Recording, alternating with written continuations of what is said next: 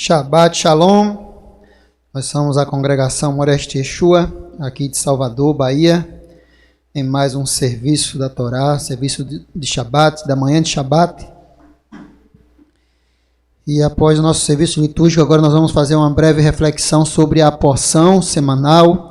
Estamos estudando nessa semana a 50ª porção, que é a Kitavô, quando entrares.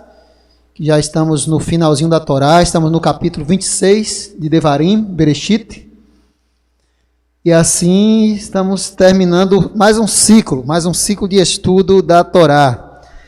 E logo virá aí o 7º mês do calendário bíblico e as festas do 7º mês, né?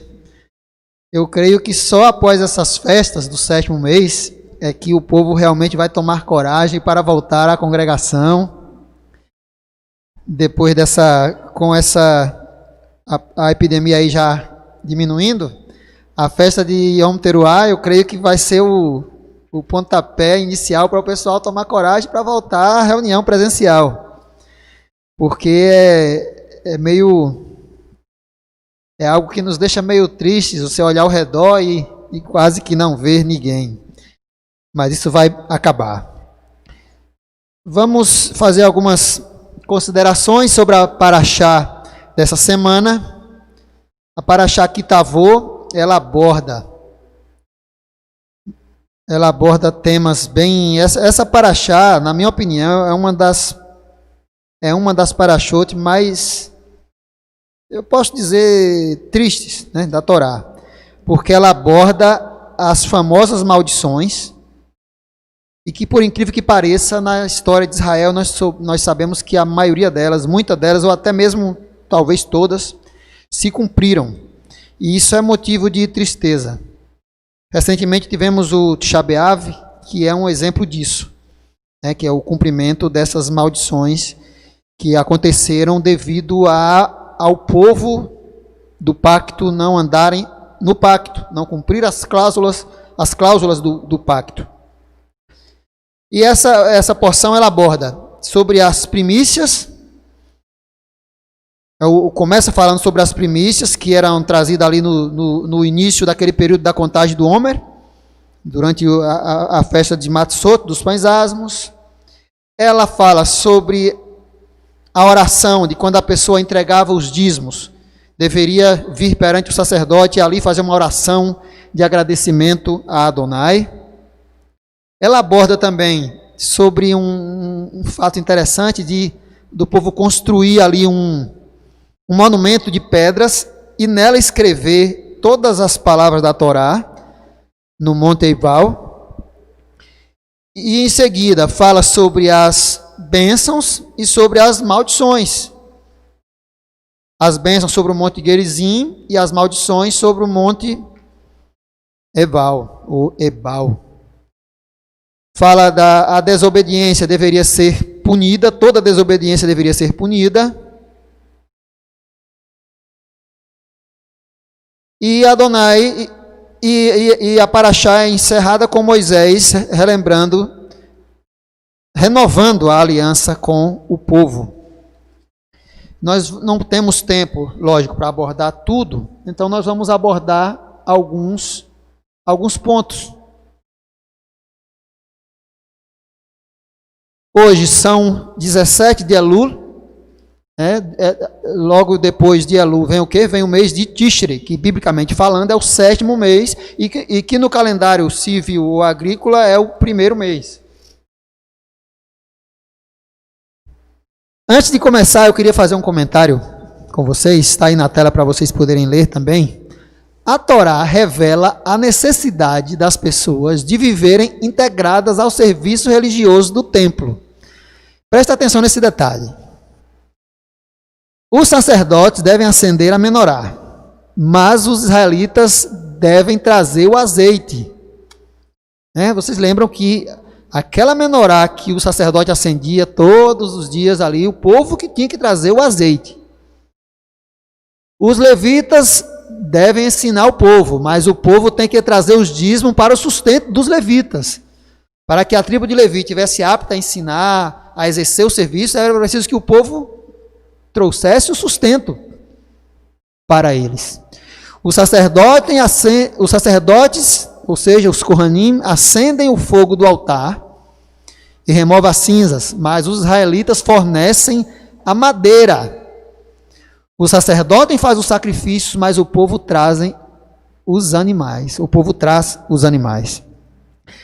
É interessante, está vendo como as coisas são integradas? Para que o serviço do templo funcionasse, era necessária uma integração entre quem executava o serviço e entre o povo.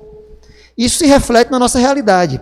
Para que uma sinagoga, para que uma congregação, uma igreja, qualquer reunião que vise serviço ao eterno, executar serviço ao eterno, ela necessita dessa integração dos que executam o serviço com os que vêm para participar. É necessário que o povo esteja integrado. Por isso que, como eu disse agora há pouco, quando a gente olha ao redor, nós compreendemos que as pessoas ainda estão com medo de sair de casa e muitas delas realmente precisam ainda ter esse cuidado. Quem não tem transporte próprio, quem não tem uma saúde boa, quem já tem uma idade avançada, lógico, tem que realmente tomar todo o cuidado necessário. Mas para nós que estamos aqui executando o serviço, é triste quando a gente olha ao redor e não vê os irmãos.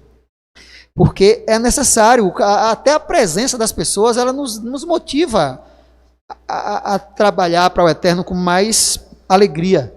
E o próprio Eterno sente prazer nisso. As instruções deixam bem claro, a santa convocação, ele quer o quê? Ele quer ver o povo reunido, porque ele habita no meio do povo.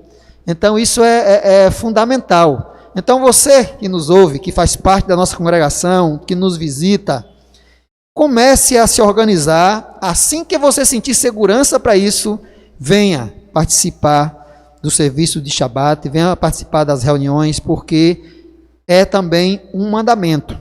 Levítico 23 deixa bem claro, o Shabat, as reuniões, é um mandamento, são dias de santas convocações. E nós precisamos estar atento a isso. Mas vamos iniciar do começo, como se diz na brincadeira. Devarim, Deuteronômio, capítulo 26, 1-3. Vou repetir aquilo que nós já lemos.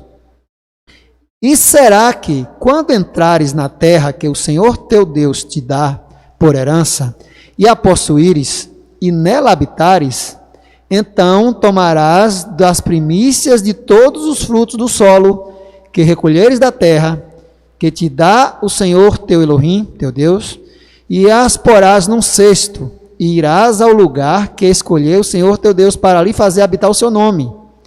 Irás ao sacerdote que houver naqueles dias, e dir-lhe-ás: hoje declaro perante o Senhor teu Deus, que entrei na terra que o Senhor jurou aos nossos pais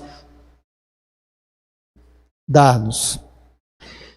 As primícias, essas primícias, o que é que aqui o texto está dizendo? Quando o povo, principalmente quando o povo entrasse naquele primeiro momento, quando o povo saiu do deserto, que foi para Canaã, quando colhesse ali dos primeiros, a primeira plantação, ou seja, era um momento de alegria. Olha, estamos agora colhendo aquilo que foi prometido, estamos colhendo da terra que foi prometida aos nossos pais séculos atrás, a Abraão, a Isaac e Jacó. Deveria ser trazido essas primícias, os primeiros frutos.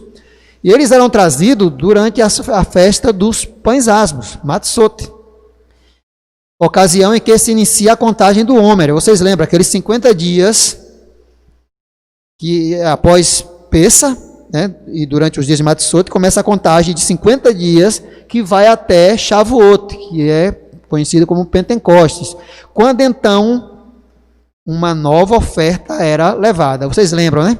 Bikurim, primícias, era levada no início da contagem do Homer, durante os dias de Matzot, de pães asmos, e quando terminava essa contagem, no 50º dia, que era o dia de Shavuot, levava-se nova oferta de cereal.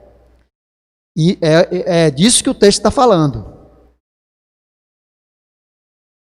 No capítulo 27, versículo 2-3, eu vou pegar os tópicos mais interessantes que me chamou mais a atenção. Devarim, capítulo 27, versículos 2 e 3. Será, pois, que no dia...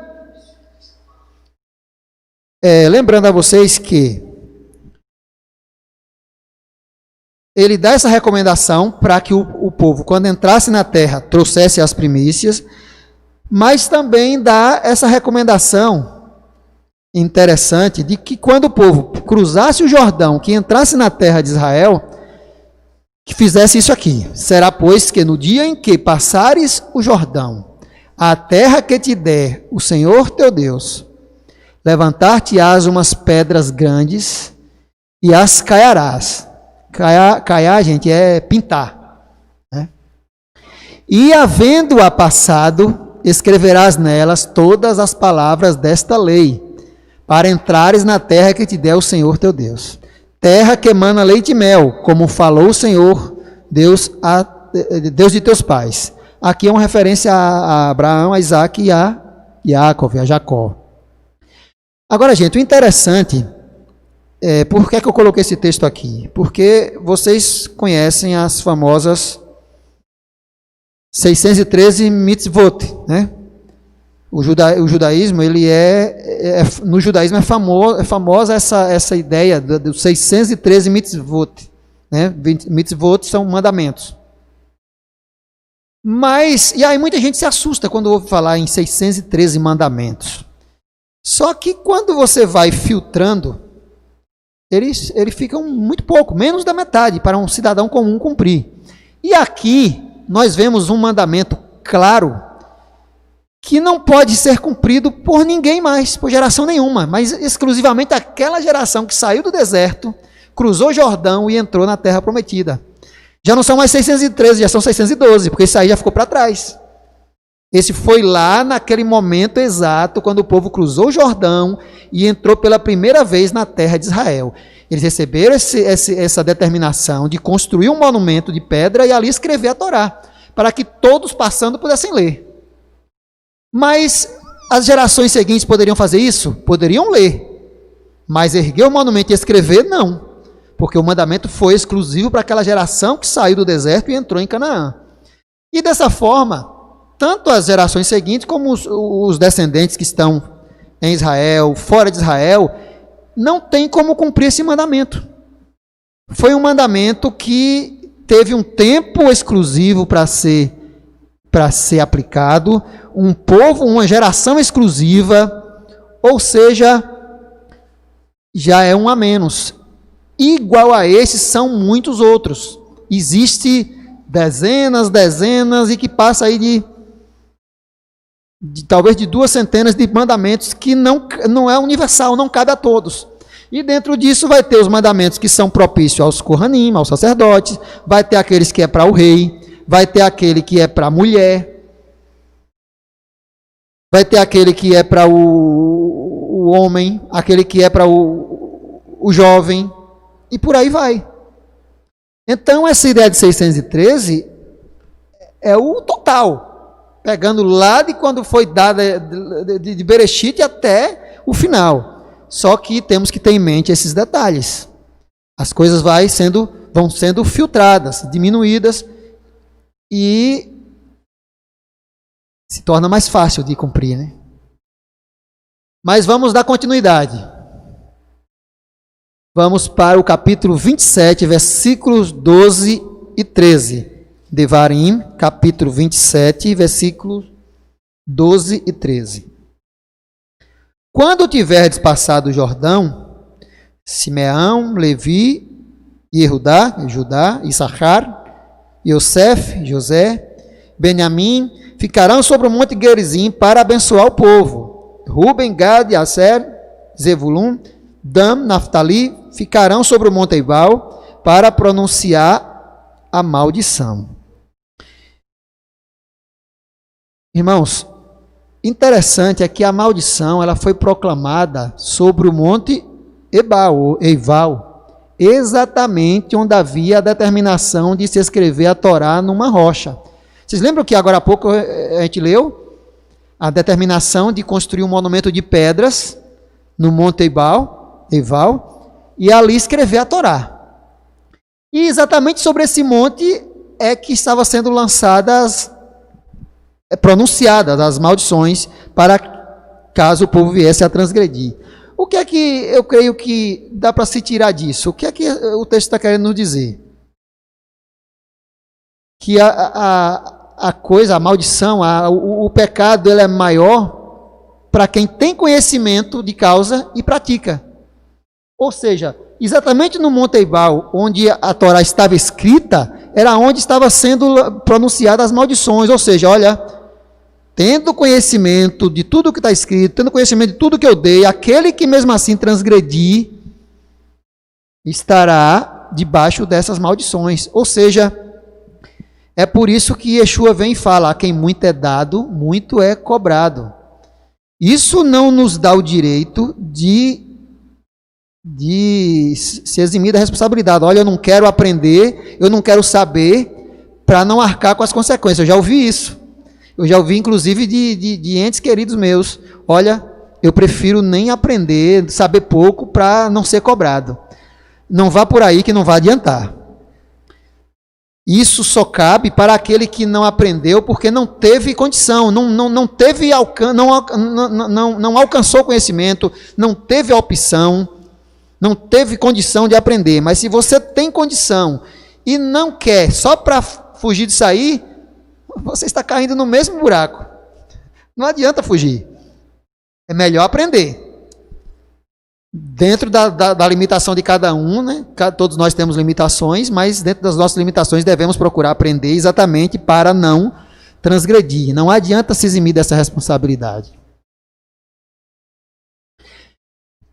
E, irmãos, eu queria fazer uma leitura aqui do texto completo, na íntegra, dessas maldições, que chama bastante a atenção. Você pode acompanhar aí na tela com a gente. Devarim, capítulo 27, Deuteronômio, capítulo 27, a partir do versículo 14 até o 26. Presta atenção, são 12 maldições que foram pronunciadas aqui. Presta atenção em cada uma delas e depois eu vou comentar algo sobre isso. Versículo 14. E os levitas testificarão a todo o povo de Israel em alta voz e dirão: maldito o homem que fizer imagem de escultura, de fundição, abominação ao Senhor. Eu lhe pergunto, você considera isso pecado? Você que me ouve, você que seja judeu, seja cristão, você acha que construir imagem de escultura é pecado? Creio que você está respondendo sim. Imagem de escultura com cunho religioso, lógico, ninguém questiona. É pecado, ou seja, ele gera maldição. Versículo 16. Maldito aquele que desprezar o seu pai ou a sua mãe. Você também concorda que é um pecado, né? Seu pai e sua mãe têm que ser honrados como tal. Ninguém questiona isso.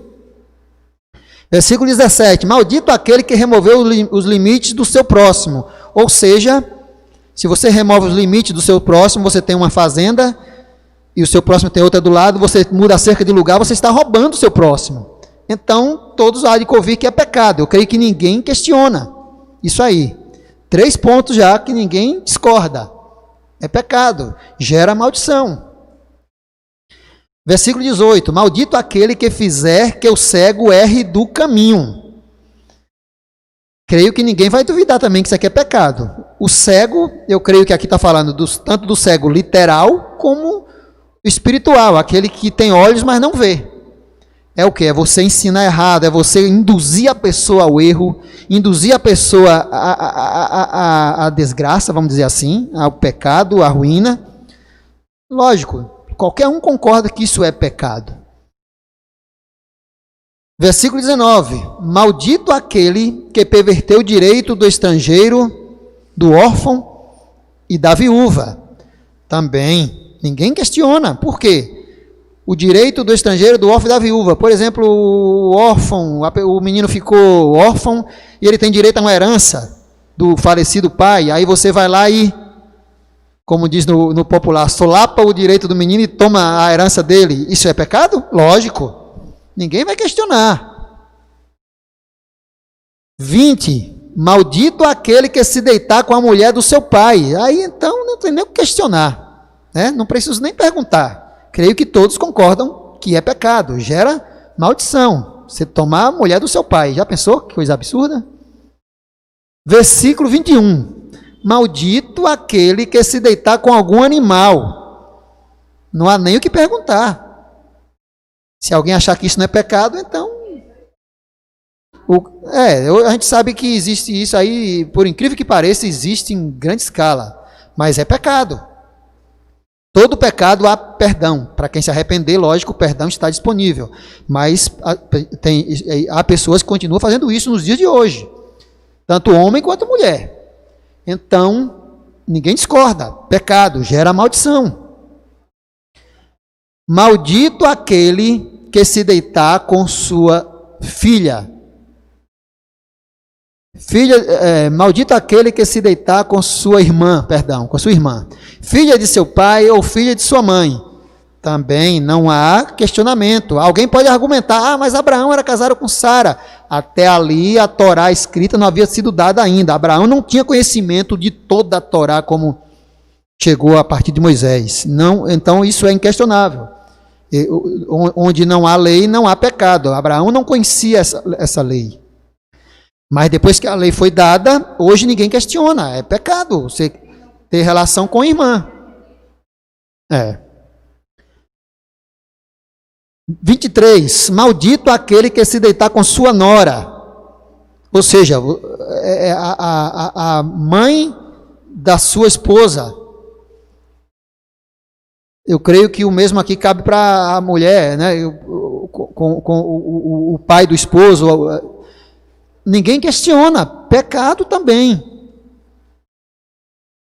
Maldito aquele que feriu o seu próximo em oculto. Ou seja, alguém que trama a morte de alguém em oculto. Não tem nem o que questionar, não precisa nem perguntar também, né? Maldito aquele que aceitar suborno para ferir uma pessoa inocente. Olha, quem vai questionar isso? Aceitar suborno, propina para ferir, matar alguém. Inocente, imagine. Aí, irmãos, até aqui, prestem atenção. Até aqui nós vimos 11 maldições, 11 pecados, que é lançado aqui, pronunciado como maldições, que ninguém questiona. É pecado e ponto. Qualquer cristão, qualquer judeu, qualquer pessoa que tem... Eu falo essas duas religiões porque são as religiões que têm a Bíblia, as Escrituras judaicas, como referência. Por isso que eu não estou citando outras religiões. Vocês de outra religião que por acaso nos ouçam, eu não estou menosprezando você, é porque eu estou aqui fazendo referência às pessoas que têm a Bíblia como referência de fé. Por isso que eu cito essas duas religiões. Ninguém dessas duas religiões questiona esses 11 pontos de maldições, esses 11 pecados. Por que então se questiona o último? Maldito aquele que não confirmar as palavras desta lei, não as cumprindo. A última se questiona. Vocês já pararam para observar isso? Não digo no meio judaico, mas no meio cristão se questiona exatamente o último. Aceita os 11, mas o 12º não. Da primeira à 12ª são unanimemente reconhecidas como pecados, ou seja, gera maldição. Por que então a 12ª não seria? Você que me ouve, você já parou para se fazer essa pergunta alguma vez? O que lhe leva a acreditar que um corpo de 12 regras, que 11 você não pode, não deve fazer, mas a 12ª pode. Quem lhe disse isso? Quem foi que lhe disse que pode fazer? Ah, foi Yeshua. Onde está escrito isso? Onde Yeshua disse isso? Ah, não, foi Paulo. Mostra onde Paulo está dizendo que. Mas mostre de modo claro. Não mostre com traduções confusas, não. Mostre com base sólida. Semelhantemente, os 10 mandamentos, né? Os Aseret Hadevarim, as 10 palavras, conhecidas como os 10 mandamentos, todos reconhecem 9. E por que um não seria? Ninguém questiona 9 dos 10 mandamentos, né? Das 10 palavras. Mas uma questiona, que é o Shabat, é o 4º mandamento. Se os 9 são aceitos por unanimidade, por que um não seria? Você não acha que tem algo errado?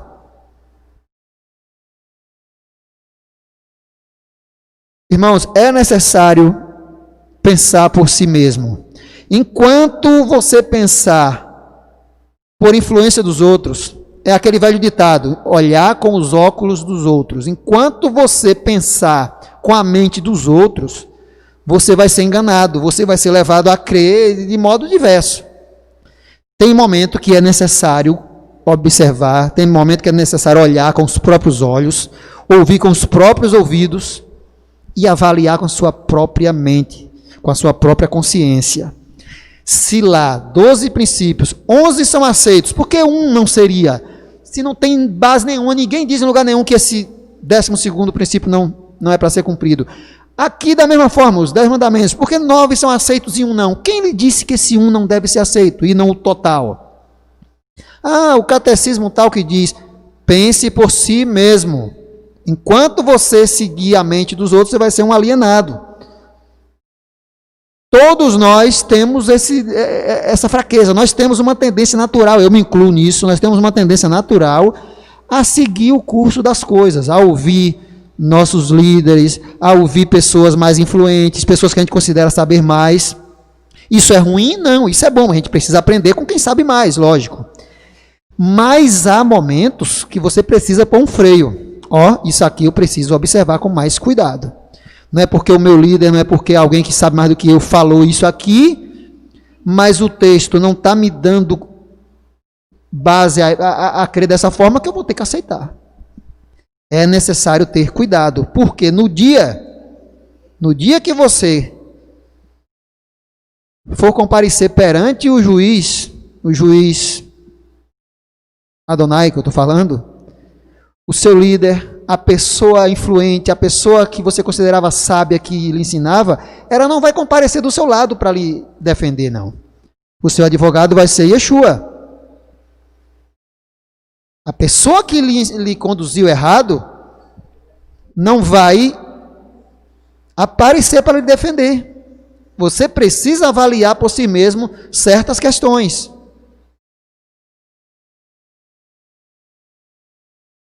Aí eu repito aqui o item 18. Maldito aquele que fizer que o cego erre o caminho. Veja que maldito aqui é o que faz o cego errar e não o cego em si. Ou seja, o pecado maior é para quem ensina errado. Mas a questão é, você que me ouve, você se considera cego? Ninguém quer se considerar cego. Se você chegar para alguém e disser, você é um cego, você não entende nada da Bíblia, você é cego, a pessoa vai se ofender. Você não se considera cego. Então, se você não se considera uma pessoa cega, você precisa prestar atenção com seus próprios olhos. Nós erramos, eu não estou me colocando fora, nós temos dificuldade para entender. A Bíblia não é um livro fácil de ser compreendido, a Torá não é fácil de ser compreendida, os profetas, a Brit Hadashah, Novo Testamento, mas nós precisamos ler com nossos próprios olhos também. Quando tivermos dúvidas, buscar quem sabe mais, mas tem hora que é preciso você avaliar por si mesmo. Por que é que nós aqui, por exemplo, a Moreshet e Yeshua, quem nos visita aqui sabe que, embora exista uma tradição toda formada de, por exemplo, celebrar Shavuot no dia 6 de Sivan, não é assim? Shavuot, no calendário oficial judaico, sempre cai no dia 6 de Sivan. Mas nós aqui não celebramos em 6 de Sivan, só quando coincide com 6 de Sivan. Porque nós contamos os 50 dias após o primeiro Shabat depois de Pessa, né? O Shabat semanal, independente do dia que cair.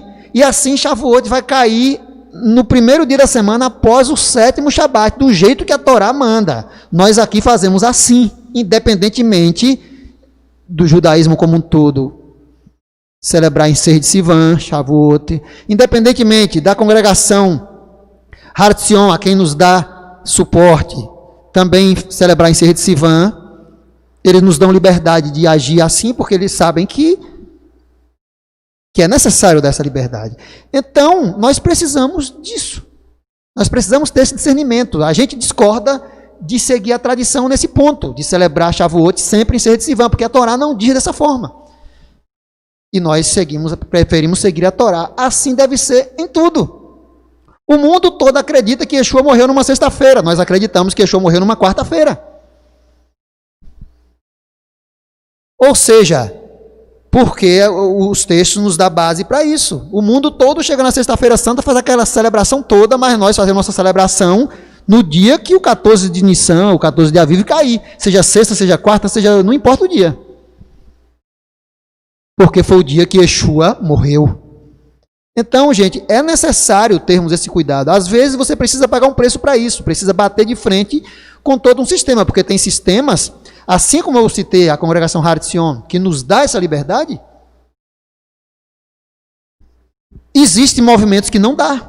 Ou você anda na linha do jeito que tem que ser o padrão, ou você é considerado herege e cortado.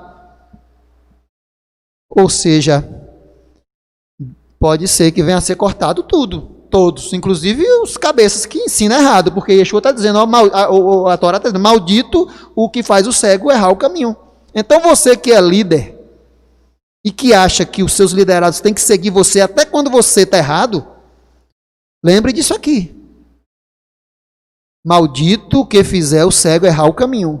A pessoa que está aprendendo com você, que é líder, ela precisa aprender, ela está buscando conhecimento, ela está buscando o que ela precisa. E quando você não tem certeza, você não sabe ensinar direito, ou você não sabe sobre o assunto, admita, dê liberdade à pessoa de buscar e de discordar de você e não imponha errado, porque os sistemas, eles erram. Se fosse assim, não existia no mundo tantas divisões. Existem divisões no judaísmo, existem divisões incontáveis no cristianismo, todas porque em algum momento houve discórdia e se separou. Quem estava certo? Aí fica a pergunta, quem estava certo? Por que se separou? Quem estava errado, quem estava certo? Alguém estava certo, alguém estava errado, ou os dois poderiam estar errados. Os dois certo, é certo que não estavam. Mas poderia um estar errado, outro certo, e poderia os dois estarem errados. Que é o mais provável, os dois errados, é mais comum acontecer. Então, irmãos, é preciso ter cuidado, é preciso ter postura. É como diz o meu amigo Jaime, Rabino Jaime, tem que garantir as calças que veste e a saia que veste, no caso da mulher, para ter coragem. Devarim, Deuteronômio 28, versículo 20, outro ponto a abordar. O Senhor mandará sobre ti a maldição, a confusão e a derrota em tudo em que puseres a mão para fazer, até que seja destruído, e até que repentinamente pereças por causa da maldade das tuas obras pelas quais me deixaste. Gente, olha só, esse versículo 20, capítulo 28, versículo 20, eu coloquei esse final da frase em negrito. Você vê que eu não estou usando nada em hebraico aqui, tem coisas que só no português comum já é o suficiente para ficar bem claro. Não precisa ir para hebraico, que eu não sou contra, eu acho que é importante usar hebraico, mas tem momento que não é necessário, você só vai gastar mais tempo, porque as coisas já estão bem claras. Por quê? Porque quem traduziu, utilizou exatamente o hebraico para traduzir. Então, olha essa parte que está em negrito. Por causa da maldade das tuas obras, pelas quais me deixaste. Ou seja, a humanidade é perversa porque ela é iníqua. A conclusão que dá para tirar é essa. O que é iniquidade? Iniquidade, anomia, é quem anda sem lei, ou seja, sem Torá. Quando nós vemos traficantes nos morros, matando nos seus próprios tribunais, pegando pessoas, colocando dentro do micro-ondas deles, que vocês sabem o que é, né? O micro-ondas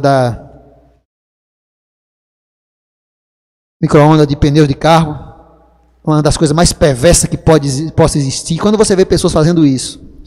Quando você vê pessoas estuprando crianças, pessoas como eu vi um vídeo, o cidadão pega um cachorro, o cachorro vem todo alegrinho, balançando o rabo, ele pega o cachorro, começa a acariciar, o cachorro faz festa, porque cachorro é assim, né? Ele procura amizade, é um bichinho no coração bom.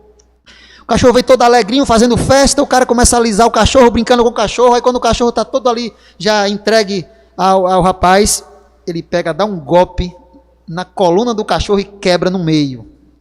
Aí o cachorro sai se arrastando. A partir dali ficou aleijado. Gente, quando você vê uma cena dessa, eu confesso para vocês que ali, o que eu desejei para aquele cidadão no momento, eu pequei. Porque eu não vou nem dizer o que eu desejei para aquele cidadão naquele momento, que depois a gente fica com o coração, o Senhor me perdoa, está desejando isso para um ser humano. Mas é tão perverso que você na hora, você como ser humano, como carne, você se revolta de uma forma que você abre sua boca e pronuncia coisa que nem deveria, porque é algo inadmissível. Pessoas que fazem esse tipo de coisa, elas são o quê? Elas são iníquas, elas andam sem lei. O que é que leva as pessoas a serem perversas dessa forma? A iniquidade, a ausência de lei. Então é por isso que a religião, quase que como um todo, se tornou o que se tornou. Eu não quero aqui acusar, eu apenas repetir o que estamos ouvindo. Vocês estão ouvindo aí no noticiário um dos maiores escândalos que já se viu no meio do povo que se diz crente, que é a morte de um pastor aí, se não me engano, acho que no Rio de Janeiro, né? Que está sendo um dos maiores escândalos. Se isso for verdade, se a justiça que está acusando, se ela estiver realmente correta, se aquilo for verdade, é isso aí, ausência de lei. O povo está lá cantando, está lá batendo palma, falando em nome de Yeshua, de Jesus, fazendo milagres, sinais e maravilhas, mas iníquas, vivem na iniquidade, porque não obedecem às instruções divinas. Quando você tem as instruções divinas como regra, você tem um freio para não fazer o que é mal, o que é perverso. Porque você sabe que é pecado. Você sabe que se você... Todas essas coisas que o povo fazia na terra de Canaã, pai com filha, filha com pai, com tudo que você imaginar, era exatamente o que acontecia. Segundo as acusações, era o que acontecia no seio dessa família aí. Tudo que é contrário à Torá, tudo que é contrário à lei divina, ou seja, iniquidade. E se você que me ouve, que fica abismado com isso, se você andar também em iniquidade, em anomia, achando que a lei do eterno não serve mais, em algum momento você pode cometer algo semelhante, porque você acha que não é pecado.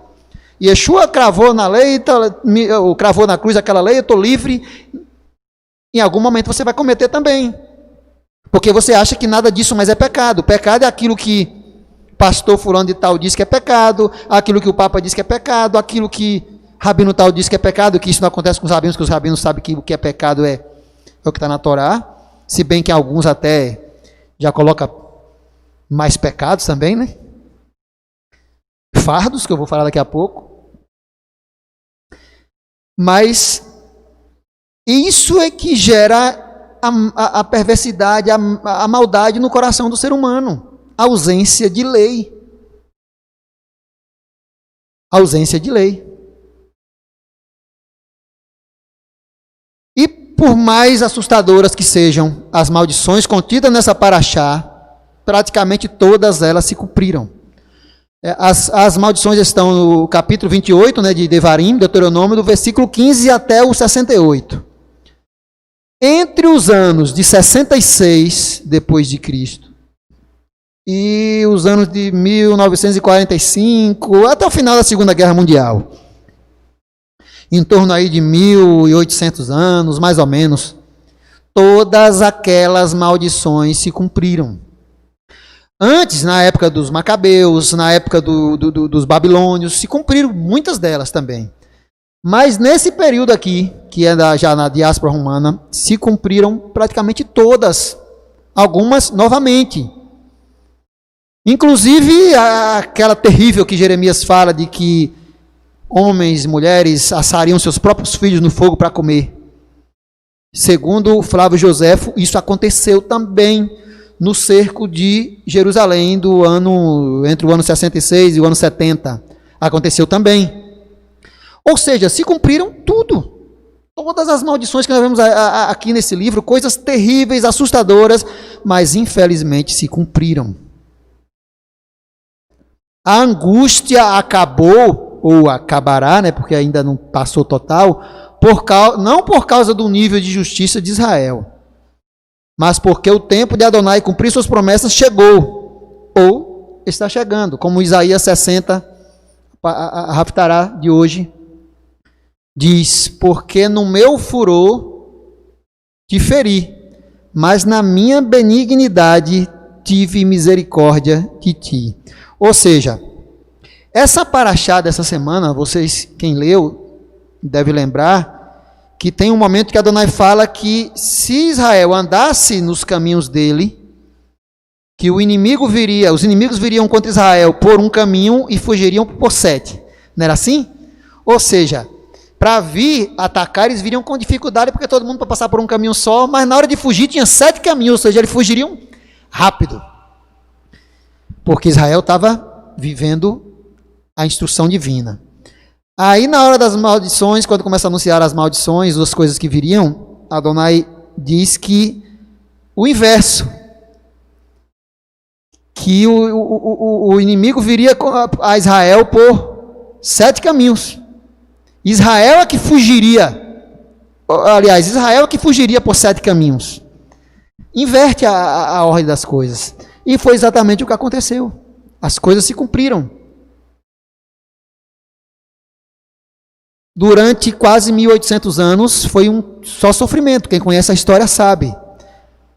Por causa da misericórdia de Adonai que as coisas começaram a mudar. Adonai retirou o cativeiro. Eu creio que o cativeiro acabou em 1948. Ali o cativeiro, as portas se abriram. Hoje não se volta porque já é o próprio homem que vai afunilando, impedindo e tal. Mas da parte de Adonai está retirado o cativeiro. Eu creio que sim, está retirado a partir de 1948. Acabou. Mas a angústia durou todo esse tempo. Por quê? Eu creio que é por causa disso aqui. Principalmente por causa disso aqui. Deuteronômio 28, 58. Se não tiveres cuidado, dá uma pausa aqui. Nesse texto, que eu coloquei aqui só o versículo 58, mas nesse texto, ele vai descrevendo uma sequência de coisas, né? Vocês sabem, uma sequência de coisas assustadoras. Aí, quando chega no final, ele diz, versículo 58, se não tiveres cuidado, isso acontecerá se não tiveres cuidado de guardar todas as palavras desta lei, preste atenção, que estão escritas neste livro, para temeres esse nome glorioso, temível, Adonai Elohecha, o Senhor teu Deus. Essa é a causa, se não tiveres cuidado de guardar todas as palavras desta lei, que estão escritas nesse livro. Ele não fala aqui de tradição oral. Ele fala escrita. Você já sabe o que eu estou querendo dizer. Eu sei que quando eu falo nisso, tem gente que detesta, odeia quando eu falo nisso, mas não tem um jeito. Não há como. Está aqui. Escritas. Não está dizendo aquilo que teu pai passou para o teu avô passou para o teu pai passou para ti, tu passará para o teu filho. Não, está dizendo escritas. E Moisés escreveu. Moisés e Yehoshua, Josué escreveram. E ele diz o que está escritas. Aí eu complemento. A mistura dos mandamentos de Elohim, ou seja, aquilo que está escrito, com mandamentos de homens, vocês sabem do que eu estou falando, resulta em pesados fardos que cansam e leva muitos a abandonar tudo. Chega um momento que você vai carregando fardo como Kefa, Pedro falou, que nem nós nem os nossos pais suportaram. Chega uma hora que você vai carregando tanto fardo que você não aguenta mais, e aí chega no limite, e ao invés de filtrar, tirar os excessos que foi inserido por homens, você aí abre mão de tudo. Olha, cansei, não quero mais nada disso, e larga. É o que mais acontece normalmente, é isso. Você chega em um estado um nível de estresse, vamos dizer assim, espiritual, ou até mesmo físico, que você cansa e resolve nem perder tempo mais de sair separando, larga tudo. Aí, por isso que Yeshua bateu tanto nisso. E como Yeshua disse, mas em vão me adoram ensinando doutrinas que são preceitos de homens. E aí, mais na frente, antes Yeshua já disse, Mateus 11, 19 e 30, tomai sobre vós o meu jugo, e aprendei de mim, que sou manso e humilde de coração, e encontrarei descanso para as vossas almas, porque o meu jugo é suave e o meu fardo é leve. Isso é fantástico. O que Yeshua está querendo dizer? Vocês viram que em alguns momentos parecia que Yeshua estava endurecendo a Torá mais ainda, né? Quando fala, por exemplo, do adultério, parece que está endurecendo. Não. Yeshua está trazendo o real significado, o significado pleno. Ele não acrescentou nada, nem tirou nada. Ou seja, o fardo dele é suave e leve. Ele não cobrou dos discípulos dele cumprir tradição. Tradição, muitas delas são boas, maravilhosas, claro. Mas tradição é tradição, mandamento é mandamento. Se não for dessa forma, nós não conseguimos andar nos caminhos do eterno. Se o fardo não for suave como Yeshua, como o fardo de Yeshua, leve e suave, ou seja, sem acrescentar nada, aquilo que está ali, que foi dado, escrito pelo Eterno, você não suporta. E por isso que tantos abandonaram, tantos abandonam, porque não suportam. Então, irmãos, deixa eu conferir aqui a hora. Por que é então que Yeshua diz, meu fardo é suave, meu jugo é suave, meu fardo é leve? Porque Yeshua não acrescentou nada. Nós vemos que Yeshua em momento nenhum acrescentou nada.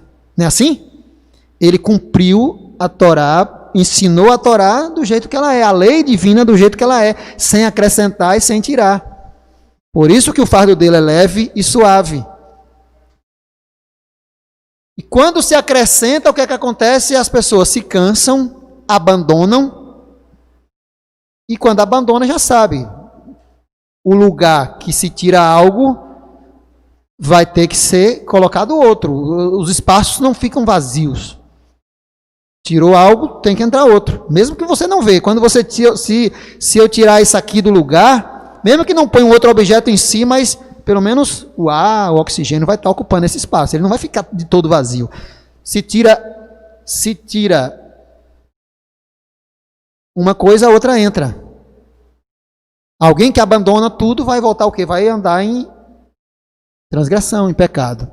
Então, irmãos, eu espero que essa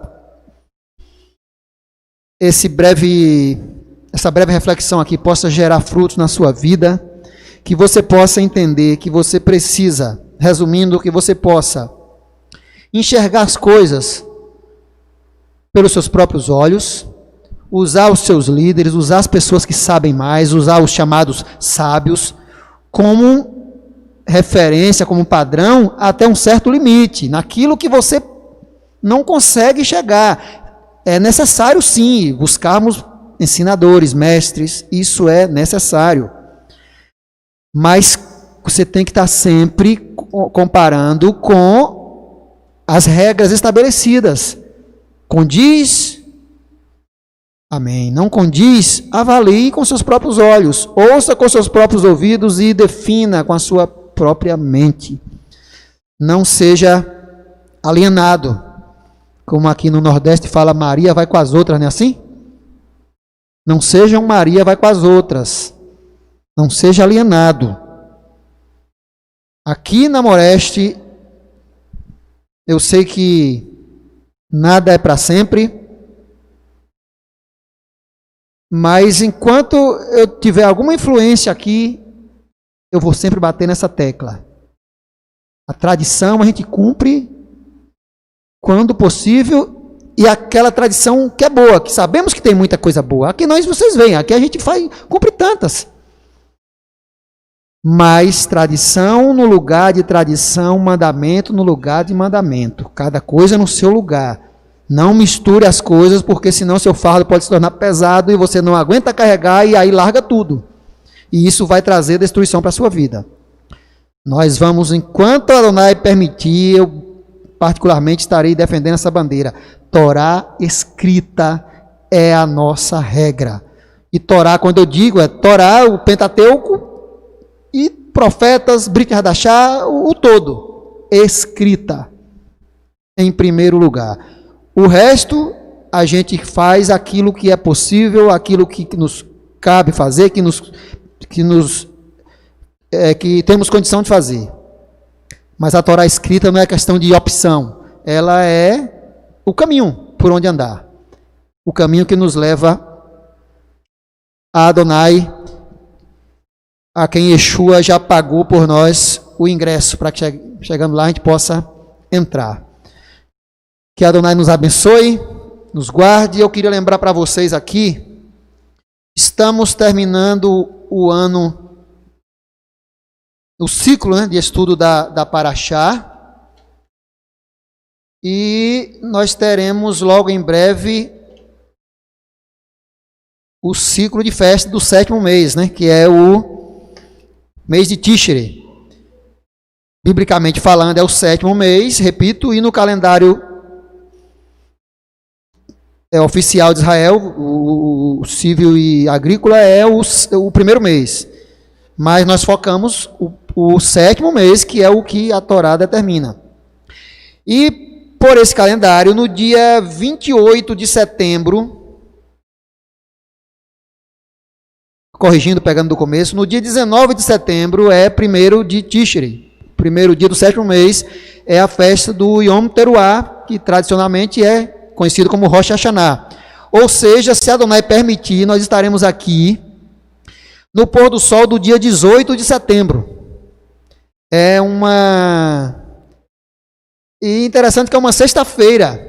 Nós vamos certamente celebrar aqui o Kabbalat Shabbat, o recebimento do Shabbat, e vamos estar celebrando Yom Teruah, a festa das trombetas. No pôr do sol de 18 de setembro, e o Shabbat, 19 de setembro, todo é o dia do Yom Teruah, dia de festa. Nós espero que a partir dessa data aí, 19 de setembro, o pessoal volte com força, perca o medo, porque a doença já está acabando, viu, gente? Os cuidados é necessário, mas nós não podemos ficar presos a vida inteira a isso. Temos que viver.